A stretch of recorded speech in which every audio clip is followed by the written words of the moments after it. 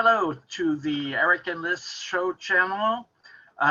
Today we are the local, and we have Miss Jessica Bruder, here from the Harborside Elementary School, who wants to tell you about, a program with is very, very special and dear to her heart. So without further ado, Miss Bruder, please introduce yourself. Hi, I'm Jessica Bruder, and I work at Harborside Elementary. I've been working at Harborside Elementary for the past 6 years, and I love my students a lot. Most of my students, they come from homes where they don't have, where they're low income, or they come to school, and they need some extra love. And this year I taught a combo class, a first and second grade combo, and I'm super lucky because I get to have them again this year. So I get to have the same class, but now I'm teaching them second and third grade. Wow. So I'm really lucky. And the main thing at our school that we're focused on is literacy and guided reading.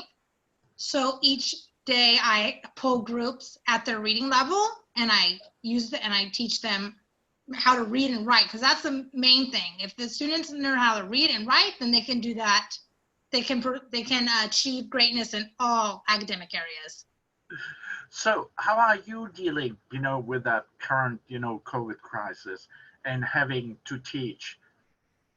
It's difficult. I'm trying to find the best ways to teach the students. When I'm face to face with them on a video, it's great. I'm able to, behind me, I set up my kitchen as my classroom, so I have a whiteboard that I'm able to teach from, and I use this area. So when we're teaching face to face, they're able to still learn from me.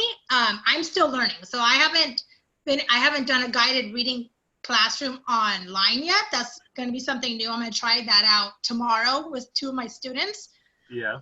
But when it's just them, giving them programs to do at home, it's harder because I don't know whether they're actually doing it or not, whether their parents helping them or not. So I don't know how valid it is when it's just them working one-on-one at home.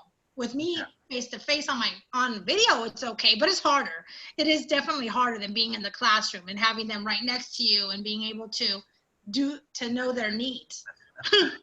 So how long are your classes usually? What's their attention span? I mean, when you're in the class, it's kind of a controlled environment because you can see what's going on in the class, but when you are in that learning environment, you have no idea what's happening, in the room next door, if the brother or sister is crying, the dog running around. Or that happened. Oh, it's funny that you say that, because their parents will walk behind them, or their brother and sister will come and sit next to them when they're trying to learn, or I have their videos. So what we're doing, our district uses Microsoft Teams. Yeah. And at first I was only able to see 4 students, so that was difficult. And then they got it better to 9 students. I was able to see 9 students at a time, but I still couldn't see everybody. And then when I would see them, some of them would be like laying back in their chair, like, looking up. Sometimes they would look all over the place. And I had first and second graders, so they are young. They're definitely young. So what I start with is I start with a community circle, and I ask a question, and then each kid gets to answer at their turn. Of course, sometimes the students are engaged, but sometimes the students, they look off into space when it's not their turn. When I'm teaching math, they're engaged, but it is crazy. They will just look off and, and sometimes do their own thing. I'm lucky though with my combo class. Most of my students are really engaged and they want to learn, and they are really into listening, but it's still difficult. So if you could, just elaborate a little bit on that combo class. So when you have your first graders and your second graders together, do you give one half of the class an assignment, and then you teach the second graders then for a certain amount of time, and then vice versa? So what I do is I teach on the standard. So I teach the reading and I teach the language arts. And so what I'll do is I'll bring in content from the second grade and content from the first, but my second graders come in needing extra skills. My first graders come in knowing all of they're high, they have all of their skills. So what I'm doing is I have them together with reading and writing, because they all come in at different areas, and that's where my guided reading comes in and my guided writing. Now math, yes. So math, what I do, I don't do it based on what grade they're in. I do it based on where they're at, where their needs are, because I have first graders that already are able to do a lot of second grade work. And then I have my second graders that I need to build up their standards, because they weren't able to get their standards when they were in first grade. So I'm helping them to get to where they need. So I have them in my first grade group.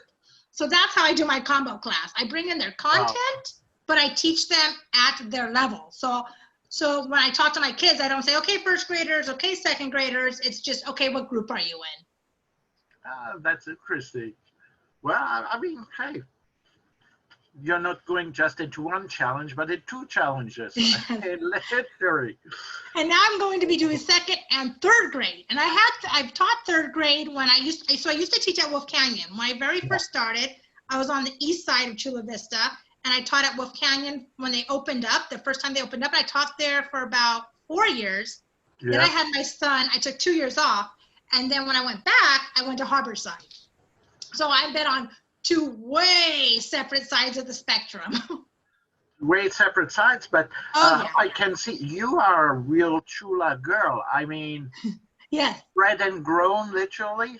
Oh yes, I was here. So I went to Rice Elementary, then I went to Chula Vista. It was called Junior, and now, and then I went to Chula Vista High School. So I've been here my entire life. I think only one time my parents moved us to Paradise Hills, but then they moved us back like 2 or 3 years later. But I've always been in San Diego. Well, that's wonderful. And that's dedication. I mean, lifelong dedication. But let's just talk about why you're really on the show. Okay. And it's regarding Scholastic. Yes. So what type of program is that? So Scholastic, they're the biggest publisher of books. And so what they are is they have awesome deals on children's books. So I'm a member. So teachers, parents, anybody can subscribe to Scholastic. But for teachers, they have a book clubs. Yeah. So when you purchase books, they're at good prices.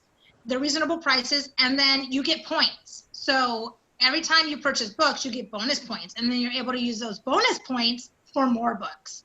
So it's really cool. And then parents, so every year I send out these forms. So if a lot of people that are watching get the forms that go to their houses. Yeah. The little papers that I'll send home, there's all these books, and then kids will circle what they want, and then their parents can go online and they can put in their order. When the parents order, I also will get the points. Yeah, I'm just showing here,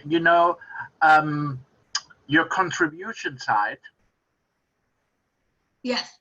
So that actually parents, can find you.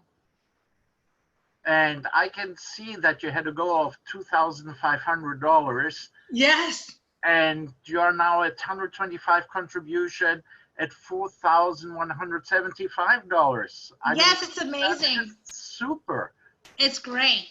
So my goal was, and I thought that was a big goal. And my goal is, so I want to be able to raise enough so that I can continue to give kids a big amount of books when they come to school on that first day of school for many years. So as much as I can earn, I'm just going to keep doing it for years and years and years. And then when I purchase books, I get more bonus points. And then those bonus points will help me to continue to give books to these students. Because the thing is, my students come to school and they're like, Miss Bruder, and I say, you need to go home and you need to do at least 20 minutes of reading. You need to practice your reading skills. And the Miss Bruder, though, I don't have any books at home. I said, well, go ahead, take books from our library. And I said, just bring them back when you're done. And of course, sometimes they come back and sometimes they don't, but I don't really care. As long as they have that book at home that they're reading, I'm okay. So yeah, but most of the time, my students don't have books at their house. And sometimes they'll get, we have our library books, but they're only able to get one book a week. And that's not good enough. They need to be reading books every single day, different books. At least 20 minutes. It's shown that they need to read at least 20 minutes a day to improve their reading skills. If they're not reading, they're not going to use those skills, and they're not going to become literate. And so what happens is, if I don't get them reading by second grade, they're already going to be behind in all their other classes. Yeah. Is that still, I know that years ago, it was in the media, a lot in the media, how illiteracy, is still very common in general in the US.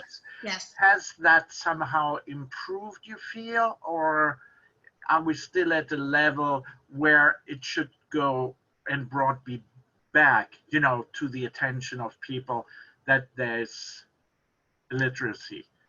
I think it is improving, but I think that if everyone is doing guided reading in their classrooms, it'll improve.